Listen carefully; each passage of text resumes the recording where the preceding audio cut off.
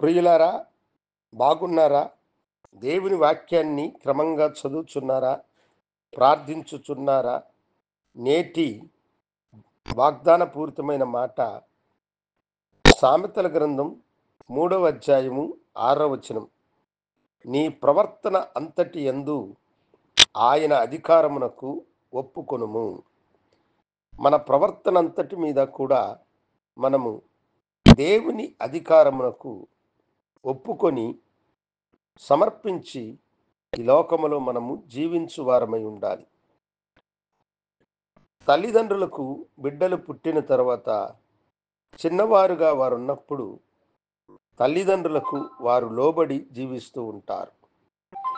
యుక్త వయస్కులైన తర్వాత తమ సొంత నిర్ణయాలను తామే తీసుకుంటూ ఉంటారు.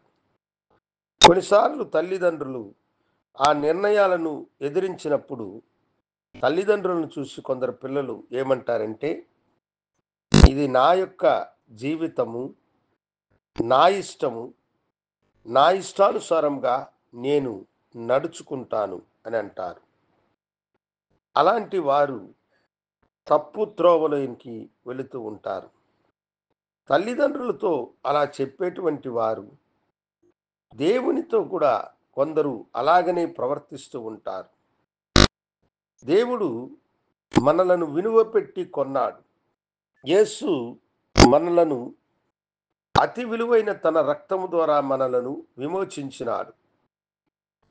వాక్యం అంటున్నది, మనము క్రీస్తు రక్తము ద్వారా విమోచింపబడి ఉన్నామని. మీరు మీ సొత్తు కాదు, మీరు విలువ పెట్టి కొనబడిన వారు అని అంటున్నది. అప్పుడు మనము మన జీవితంలో మన ప్రవర్తన అంతటి మీద ఆయన అధికారమునకు ఒప్పుకోవాలి. ప్రభువా, నీ దాసుడనైన నేను నీకు సమర్పించుకొనుచున్నాను. నా జీవితం మీద అధికారివి నీవే.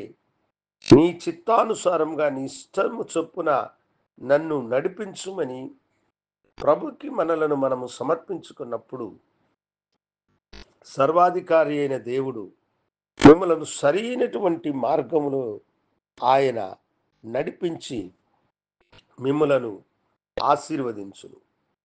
కనుకనే దేవునికి మనలను సంపూర్ణముగా సమర్పించుకోవాలి.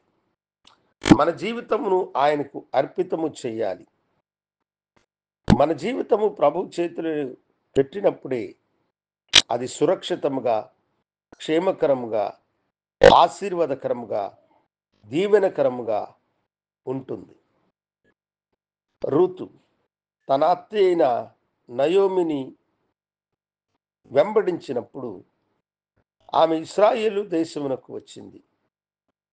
బెత్లెహేము నివాసులైనటువంటి మనుషులు ఆమెను చూసి ఏమన్నారంటే, సర్వ సృష్టికర్త అయిన దేవుని రెక్కల నీడ కిందకు నువ్వు వచ్చావు కనుక ఆయన నిన్ను దీవించి ఆశీర్వదించి రాహేలు వలె, లేయా వలె ఆయన నీకు తోడుగా ఉండి నీ వంశాన్ని వృద్ధి చేయునుగా కానీ దీవించినారు. అవును, రూతు తన హక్కు అని జీవించలేదు. ఆమె తన యొక్క ప్రవర్తనంతటిలో దేవుని అధికారమునకు లోబడినది.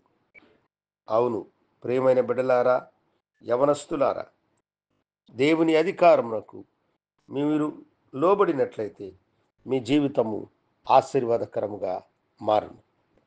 ప్రార్థించుకుందాం.